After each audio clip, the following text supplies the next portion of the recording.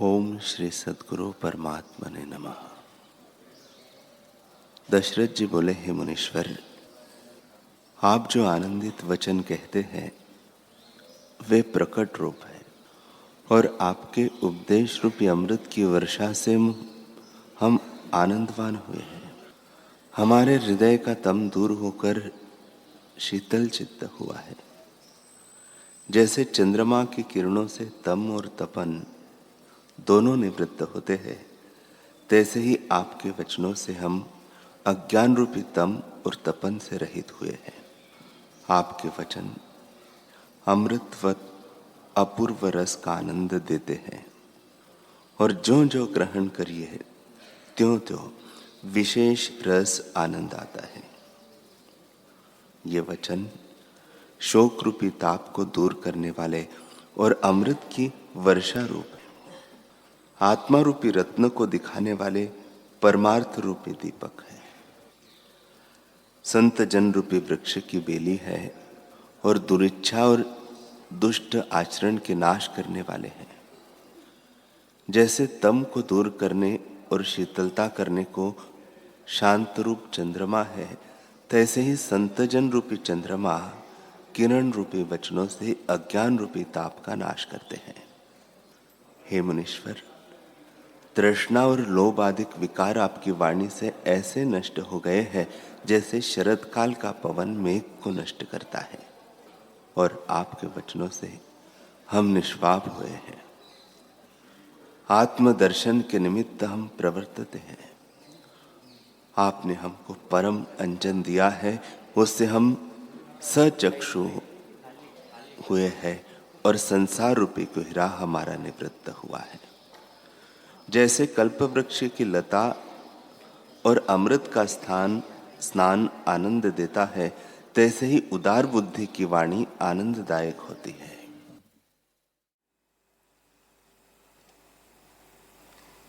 श्री योग वासिष्ठ महारामायण उत्पत्ति प्रकरण सर्ग 57।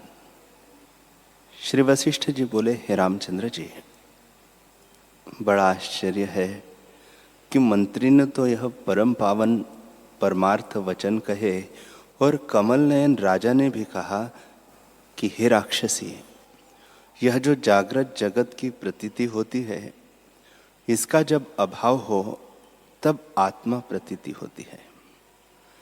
जब सब संकल्प की चैतन्य का नाश हो तब फिर आत्मा का साक्षात्कार हो।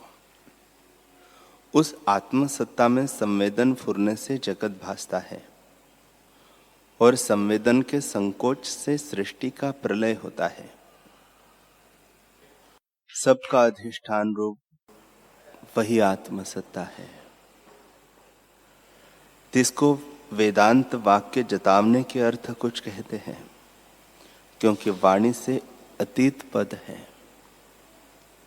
हे राक्षसी, यह जो दृष्टा दर्शन और दृश्य है, इसके अंतर जो अनुभव सत्ता है सो परमात्मा है। वह परमात्मा ही दृष्टा दर्शन दृश्य रूप होकर भासता है। उसी में यह सब जगत लीला है। नानात्व भाव से भी वह कुछ खंडित भाव को नहीं प्राप्त हुआ, अखंड ही है। उसी तन्मात्र सत्ता को ब्रह्म कहते हैं। हे भद्रे, वही चिदणु संवेदन से वायु रूप हुआ है और वायु उसमें अत्यंत भ्रांति मात्र है, क्योंकि केवल शुद्ध चिन्ह मात्र है। जब उसमें शब्द का संवेदन फुरता है तब शब्द रूप हो भासता है, और शब्द रूप उसमें भ्रांति मात्र है। उसमें शब्द और शब्द का अर्थ देखना दूर से दूर है, क्योंकि केवल चिन्ह मात्र है। उसमें अहम त्वम कुछ नहीं, वह निष्किंचन है, ऐसे रूप होकर भासता है, क्योंकि शक्ति रूप है। उसमें जैसी प्रतिभा फुरती है तैसा ही होकर भासित होता है। इससे फुरना ही इस जगत का कारण है। जो अनेक यत्नों से मिलता है सो भी आत्मसत्ता है। जब उसको कोई पाता है तब उसने कुछ नहीं पाया और सब कुछ पाया। पाया तो इस कारण नहीं कि आगे भी अपना आप था, और सब कुछ पाया इस कारण कि आत्मा को पाने से कुछ और पाना नहीं रहता। हे राक्षसी, अज्ञान रूपी वसंत ऋतु में जन्मों की परंपरा बेली तब तक बढ़ती जाती है जब तक इसका काटने वाला बोध रूपी खड़ंग नहीं प्राप्त हुआ। जब बोध रूपी खड़ंग प्राप्त होता है तब जन्म रूपी बेली को काटता है। हे राक्षसी, चिद अणु संवेदन द्वारा आपको दृश्य में प्रतीति कराता है। जैसे किरणों का चमत्कार जल रूप होकर स्थित होता है, सो शुद्ध ही आपको संवेदन द्वारा फुरता देखता है। चिद अणु द्वारा जो जगत हुआ है, सो मेरु से आदि लेकर तीनों भुवनों में किरणों की नाई स्थित होता है, और वास्तव में सब माया मात्र है, भ्रम से भासते हैं। जैसे स्वप्न में रागी को स्वप्न स्त्री का आलिंगन होता है, तैसे ही यह जगत मन के फुरने से भासता है, सो ब्रह्मात्र है। हे राक्षसी, सर्वशक्ति रूप आत्मा में जैसे सृष्टि का आदि फुरना हुआ है, तैसा ही रूप होकर भासने लगा है, और जैसे संकल्प किया है तैसे ही स्थित हुआ है। इससे सब जगत संकल्प मात्र है।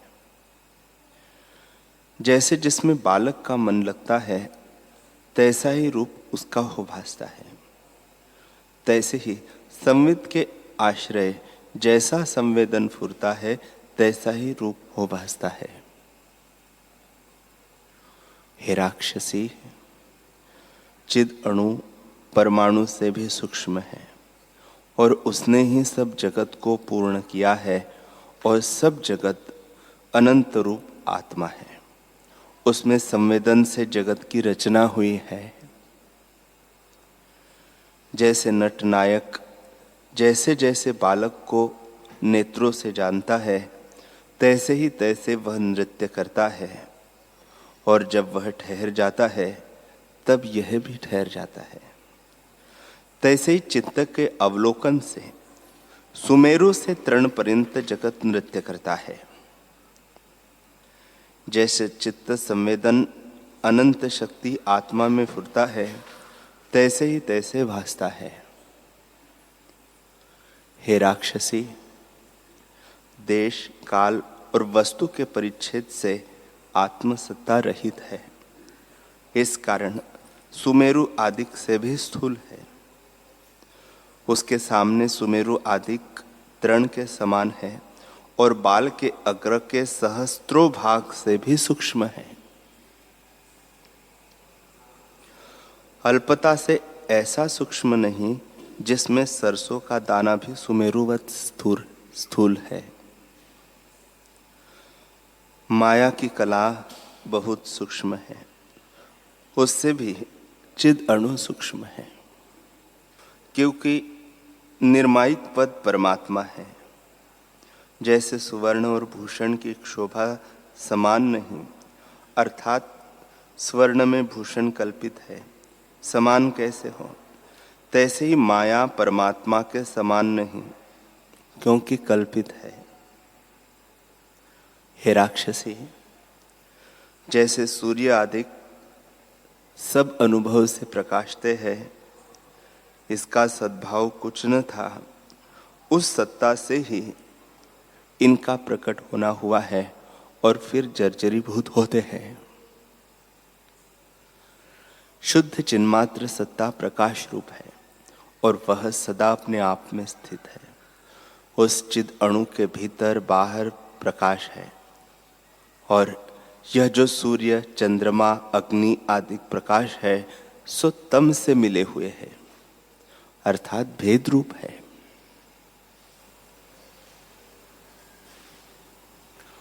ये भी तम रूप है, क्योंकि प्रकाश की अपेक्षा रखते हैं। इसमें इतना भेद है कि प्रकाश शुक्ल रूप है और तम कृष्ण रूप है। इससे रंग का भेद है, प्रकाश रूप कोई नहीं। जैसे मेघ का कुहरा शाम होता है और बर्फ का शुक्ल होता है, पर दोनों कुहरे हैं, तैसे ही तम और प्रकाश दोनों तुल्य है और आत्मसत्ता दोनों को प्रकाशती है। इससे दोनों का आश्रयभूत आत्मसत्ता ही है। हे राक्षसी, रात्रि दिन, भीतर बाहर, नदियां, पहाड़ आदि सब लोग आत्मसत्ता के प्रकाश से प्रकाशते हैं। जैसे कमल और नीलोत्पल दोनों को सूर्य प्रकाशता है। कमल श्वेत है और नीलोत्पल श्याम है। जहाँ श्वेत कमल है वहाँ नीलोत्पल का अभाव है, और जहाँ नील कमल है तहाँ श्वेत कमल का अभाव है, पर दोनों का प्रकाशक सूर्य है। तैसे ही तम और प्रकाश दोनों का प्रकाशक चिदात्मा है। जैसे रात्रि और दिन दोनों सूर्य से सिद्ध होते हैं, तैसे ही तम और प्रकाश दोनों आत्मा से सिद्ध होते हैं। जैसे दिन तब कहता है जब सूर्य उदय होता है, और जब सूर्य अस्त होता है तब रात्रि होती है। आत्मा तैसे भी नहीं। आत्म प्रकाश सदा उदय रूप है और उदय अस्त से भी रहित है। उस बिना कुछ सिद्ध नहीं होता। सबका प्रकाशक चिद अणु ही है। हे राक्षसी, उस अणु के भीतर विचित्र अनुभव अणु है। जैसे वसंत ऋतु में पत्र, फूल, फल और टास होते हैं, तैसे ही चिद अणु में सब अनुभव अणु होते हैं। जैसे एक बीज से अनेक वृक्ष क्रम से हो जाते हैं, तैसे ही एक चिद अणु से अनेक अनुभव अणु होते हैं। कई व्यतीत हुए हैं, कई वर्तमान हैं और कई होंगे। जैसे समुद्र में तरंग होते हैं, सो कोई अब बरतते हैं और कई आगे होंगे, तैसे ही आत्मा में तीनों काल की सृष्टि बरतती है। हे राक्षसी, चिद अणु आत्मा उदासीन है और आसीन किनाई स्थित होता है। सबका कर्ता भी है और भोक्ता भी है, और स्पर्श किसी से नहीं किया जाता। जगत की सत्यता उसी से उदय होती है, इस कारण वह सबका कर्ता है और सबका अपना आप है। इससे सबको भोगता है। वास्तव में न कुछ उपजा है और न लीन होता है। चिन्मात्र सत्ता ज्यों की त्यों सदा अपने आप में स्थित है और अखंड और सूक्ष्म है। इस कारण किसी से स्पर्श नहीं किया जाता है। हे राक्षसी, जो कुछ जगत दिखता है वह सब आत्मरूप है। आत्मा और जगत में कुछ भेद नहीं। आत्मा और जगत कहने मात्र को दोनों नाम हैं, वास्तव में एक आत्मा ही है। आत्मा का चमत्कार ही जगत रूप होकर भासता है। वास्तव में जगत कुछ बना नहीं। चिन्मात्र सत्ता सदा अपने आप में स्थित है। जो कुछ कहना है वह उपदेश के निमित्त है। वास्तव में दूसरी कुछ वस्तु नहीं बनी। तीनों जगत चिदाकाश रूप है। हे राक्षसी, दृष्टा जब दृश्य पद को प्राप्त होता है तब स्वाभाविक ही अपने भाव को नहीं देखता। जैसे नेत्र जब घट को देखता है तब घट ही भासता है और अपना नेतृत्व भाव नहीं दृष्टि आता। तैसे ही दृश्य के होते दृष्टा नहीं भासता, और जब दृश्य नष्ट होता है तब दृष्टा भी अवास्तव है, क्योंकि दृष्टा भी दृश्य के संबंध से कहते हैं। जब दृश्य नष्ट हो जावे तब दृष्टा किसको कहिए? दृश्य विषयभूत वह होता है जो अदृश्य है, वह विषयभूत किसी का नहीं, इस कारण उसमें और कोई कल्पना नहीं बनती, और यह जगत भी उसका ही आभास है। हे राक्षसी, जैसे भोक्ता बिना भोग नहीं होते, तैसे ही दृष्टा बिना दृश्य नहीं होता। जैसे पिता बिना पुत्र नहीं होता, तैसे ही एक बिना द्वैत नहीं होते। हे राक्षसी, दृष्टा को दृश्य उपजाने की सामर्थ्य है, दृश्य को दृष्टा उपजाने की सामर्थ्यता नहीं, क्योंकि दृश्य जड़ है। जैसे सुवर्ण से भूषण बनता है, पर भूषण से सुवर्ण नहीं बनता, तैसे दृष्टा से दृश्य होता है, दृश्य से दृष्टा नहीं होता। हे राक्षसी, सुवर्ण में जैसे भूषण है, तैसे दृष्टा में जो दृश्य है वह भ्रम रूप है, इसी से जड़ रूप है। जब दृष्टा दृश्य को देखता है तब दृश्य दृश्य भासता है, दृष्टत्व भाव नहीं भासता। और जब दृष्टा अपने स्वभाव में स्थित होता है तब दृश्य नहीं भासता। जैसे जब तक भूषण बुद्धि होती है तब तक स्वर्ण नहीं भासता, भूषण ही भासता है, और जब स्वर्ण का ज्ञान होता है तब स्वर्ण हो भासता है, भूषण नहीं भासता। एक सत्ता में दोनों नहीं सिद्ध होते, तैसे ही अंधकार में किसी पुरुष को देखकर उसमें पशुत्व भ्रम हो, तो जब तक पशु बुद्धि होती है तब तक पुरुष का निश्चय नहीं होता, और जब निश्चय करके पुरुष जाना तब फिर पशु बुद्धि नहीं रहती। तैसे ही जब दृष्टा दृश्य को देखता है तब दृष्टा भाव नहीं दिखता, दृश्य ही भासित होता है। जैसे रस्सी के ज्ञान से सर्प का अभाव हो जाता है, तैसे ही बोध करके दृश्य का अभाव होता है, तब एक ही परमात्मा सत्ता भासती है, दृष्टा संज्ञा नहीं रहती।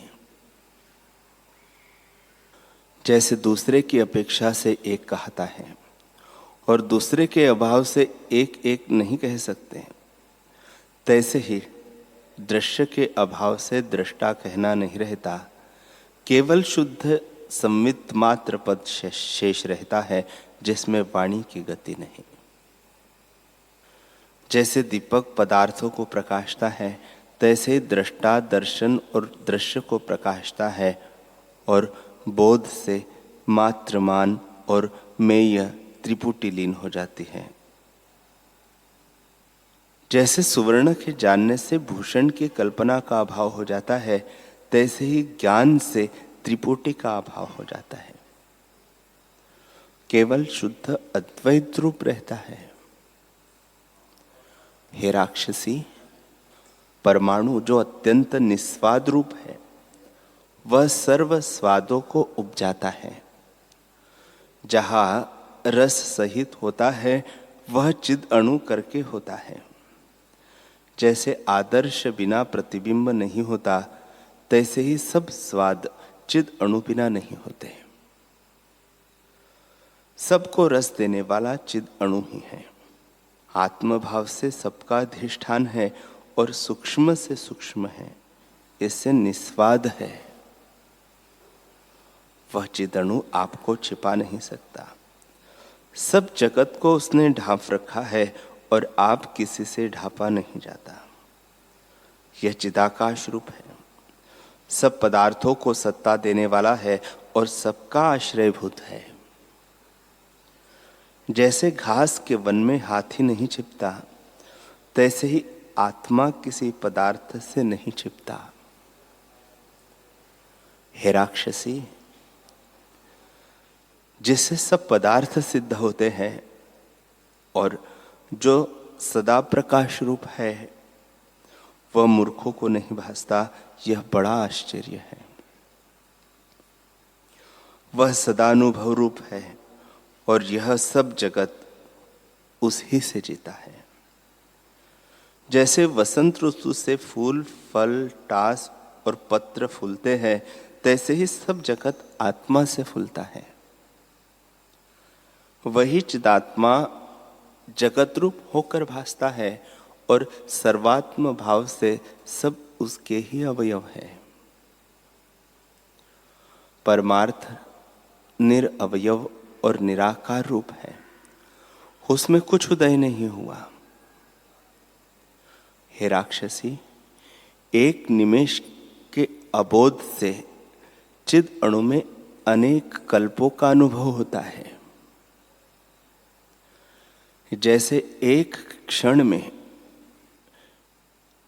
स्वप्न में पहले आपको बालक और फिर वृद्ध अवस्था देखने लगता है, उन कल्पों में जो निमेष है उसमें अनेक कल्प व्यतीत होते हैं, क्योंकि अधिष्ठान सर्वशक्तिमान है। जैसा संवेदन जहां फुरता है तैसा रूप होकर भासता है। जैसे स्वप्न में अभोक्ता को भोक्तृत्व का अनुभव होता है, तैसे ही निमेष में कल्प का अनुभव होता है। वासना से आवेष्टित अभोक्ता ही आपको भोक्ता देखता है। जैसे स्वप्न में मनुष्य अपना मरण प्रत्यक्ष देखता है, तैसे यह जगत भ्रम से भासता है। जैसी जहां स्फूर्ति दृढ़ होती है वैसे ही होकर भासता है। हे राक्षसी, जो कुछ आकार भासते हैं वे भ्रांति मात्र हैं। जैसे निर्मल आकाश में नीलता भासती है, तैसे ही आत्मा में विश्व भासता है। आत्मा सर्वगत और सबका अनुभव है।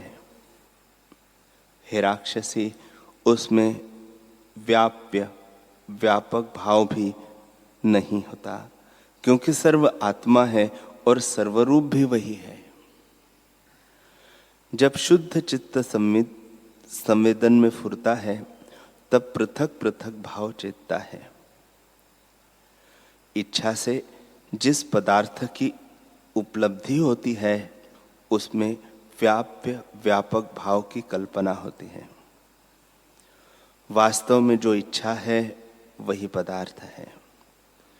जैसे जल में द्रवता होती है और उससे तरंग, फेन और बुदबुदे होते हैं, सो सब जल रूप है, जल से भिन्न नहीं। तैसे ही इच्छा से उपजे पदार्थ आत्म रूप है, उससे भिन्न नहीं।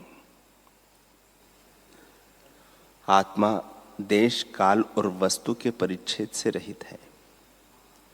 केवल शुद्ध चिन्मात्र और सर्वरूप होकर स्थित हुआ है और सबका अनुभव भी उसी में हुआ है। वह तो शुद्ध सत्ता मात्र है, उसमें द्वैत कल्पना कैसे कही है। हे राक्षसी, जब कुछ द्वैत होता है तब एक भी होता है। जो कुछ द्वैत ही नहीं तो एक कैसे कहिए। जैसे धूप की अपेक्षा से छाया है और छाया की अपेक्षा से धूप है, तैसे ही एक की अपेक्षा से द्वैत कहता है। इस कल्पना से जो रहित है वही चिन्मात्र रूप है और जगत भी उससे व्यतिरिक्त नहीं है। जैसे जल और द्रवता में कुछ भेद नहीं, तैसे ही आत्मा और जगत में कुछ भेद नहीं। हे राक्षसी, नाना प्रकार के आरंभ उसमें दृष्टि आते हैं तो भी आत्मसत्ता सम है। जब सम्यक बोध होता है तब द्वैत भी अद्वैत रूप भासता है, क्योंकि अज्ञान से द्वैत कल्पना होती है। वास्तव में द्वैत कुछ नहीं, अज्ञान के अभाव से द्वैत का भी अभाव हो जाते हैं। ब्रह्म और जगत में कुछ भेद नहीं। जैसे जल और द्रवता, वायु और स्पंदता और आकाश और शून्यता में कुछ भेद नहीं, तैसे ही आत्मा और जगत में कुछ भेद नहीं। हे राक्षसी, द्वैत और अद्वैत जानना दुख का कारण है। द्वैत और अद्वैत की कल्पना से रहित होने को ही परम पद कहते हैं। दृष्टा रूप जो जगत है वह चित परमाणु में स्थित है और उसमें सुमेरु आदि स्थित है। बड़ा आश्चर्य है कि माया से चित परमाणु से त्रिलोकियों की परंपरा स्थित है। इसी से असंभव रूप और मायामय है। जैसे बीज में वृक्ष स्थित है, तैसे ही चिद अणु में जगत स्थित है। जैसे शाखा, पत्र, फूल और फल से बीज अपना बीजत्व नहीं त्यागता और अखंड रहता है, तैसे ही चिद अणु के भीतर जगत का विस्तार है और अणुत्व भाव नहीं त्यागता, अखंड ही रहता है। हे राक्षसी, जैसे बीज परिणाम से वृक्ष भाव में प्राप्त होता है, तैसे ही चिद अणु भी परिणाम से जगत रूप होता है। सब चिद अणु का किंचन रूप है, इससे ऐसे दिखाई देता है। वास्तव में न द्वैत है न अद्वैत है, न बीज न अंकुर है न स्थूल है, न सूक्ष्म है न कुछ उपजा है न नष्ट होता है, न अस्ति है न नास्ति है, न सम है न असम है, और न जगत है न अजगत है। केवल चिदानंद आत्मसत्ता अचिंत्य चिन्मात्र अपने आप में स्थित है। जैसी जैसी भावना होती है तैसे ही तैसे भासती है। हे राक्षसी, यह अनुदय ही संवेदन के वश से उदय होकर भासता है। जैसे बीज से वृक्ष अनन्य रूप अनेक होकर भासता है, तैसे ही एक आत्मा अनेक रूप होकर भासता है।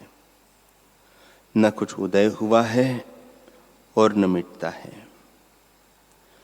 हे राक्षसी, उस चिद अणु में कमल की डंडी की तात सुमेरु की नाई स्थूल है। जैसे कमल की डंडी की तात से सुमेरु स्थूल है, तैसे ही चिद अणु से कमल की डंडी स्थूल है और दृश्य रूप है। पर चिद अणु दृश्य और मन सहित क्षण इंद्रियों का विषय नहीं, इस कारण तात से भी सूक्ष्म है। उस चिद अणु में अनंत सुमेरु आदि स्थित है, सो क्या रूप है?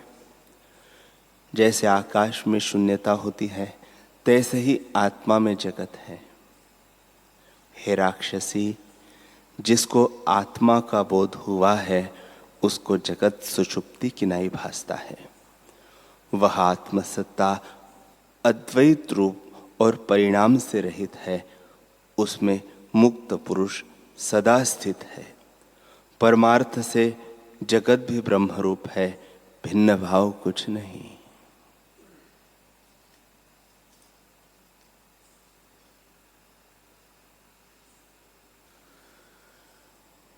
हरि ओम।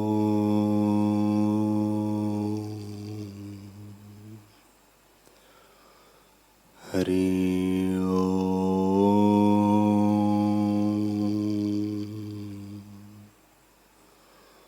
ओम सहना भवतु सहनौ भुनक्तु सह वीर्यं करवावहै तेजस्विनावधीतमस्तु मा विद्विषावहै। ओम शांति शांति शांति। श्री सद्गुरुदेव भगवान की जय।